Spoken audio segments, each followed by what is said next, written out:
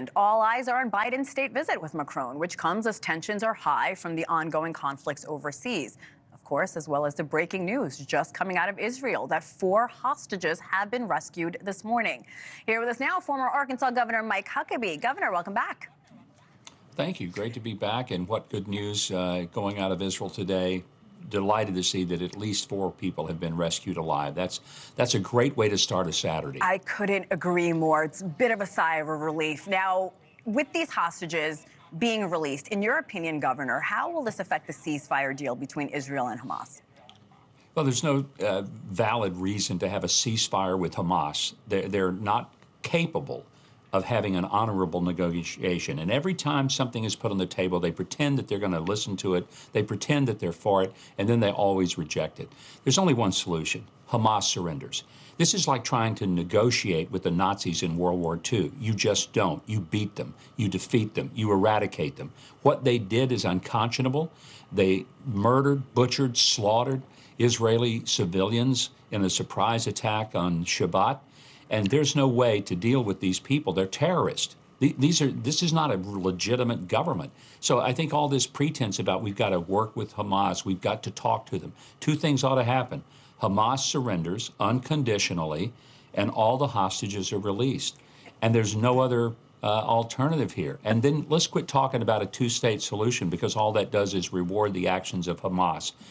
Israel has a right to exist in a sovereign, free, and safe, secure environment, and they can't do it as long as you've got Hamas murdering people just in a surprise, shocking, vicious attack. You know, speaking of vicious attack, Governor, we do have to talk about the death count in Gaza with 15,000 children dead. So what is more important right now? Is it beating Hamas or getting the hostages out and making sure the death count doesn't increase further?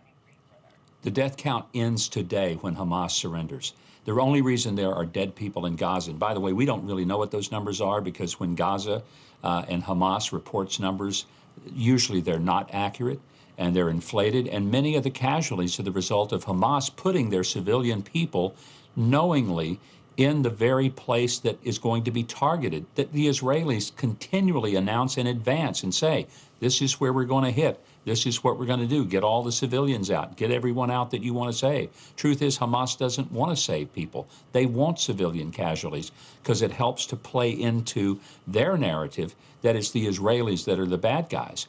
Israel is defending itself against terrorism.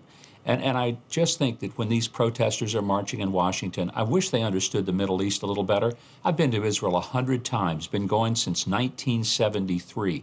And most of what gets reported about Israel, and especially nonsense about an apartheid state, not only is it fiction, but it's absolutely vicious fiction that plays into the hands of the terrorists. Well, with the thousands expected at the White House today, why do you think Biden's foreign policy isn't resonating with Americans, Governor? Because it's so schizophrenic.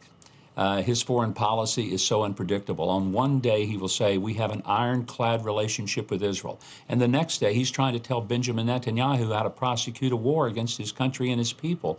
Imagine, for example, if in the midst of World War II, right after D-Day, which we just commemorated this week, suppose that FDR had told Eisenhower, okay, back off, let's not push any farther, let's have a ceasefire, let's sit down with the Germans and see if the Nazis will negotiate, and maybe they'll be nicer, and maybe they won't kill so many Jews. They ended up killing 6 million Jews, murdered 11 million total people, civilians, not the military, civilians, in the most murderous, horrific death camps across Europe. You can't deal with people who are that homicidal. You have to deal with them with brute force and stop them. And that's why all the nonsense, people can protest at the White House all they want to. They need to be protesting Hamas. They need to be protesting the slaughter of innocent women, pregnant women, burned babies. There's no justification ever for that. Tragically, there are civilian casualties in a war. I hate that people, innocent people, have been killed in Gaza, but none of them had to be killed. But Hamas was determined to try to inflict as much damage as possible, and they don't mind if some of their civilians are killed because it plays into their narrative of how oppressed they are. And the truth is, they're an evil cult of terrorists. Thanks for watching. Go to joinnn.com to find NewsNation on your television provider. And don't forget to click the red subscribe button below to get more of NewsNation's fact-driven, unbiased coverage.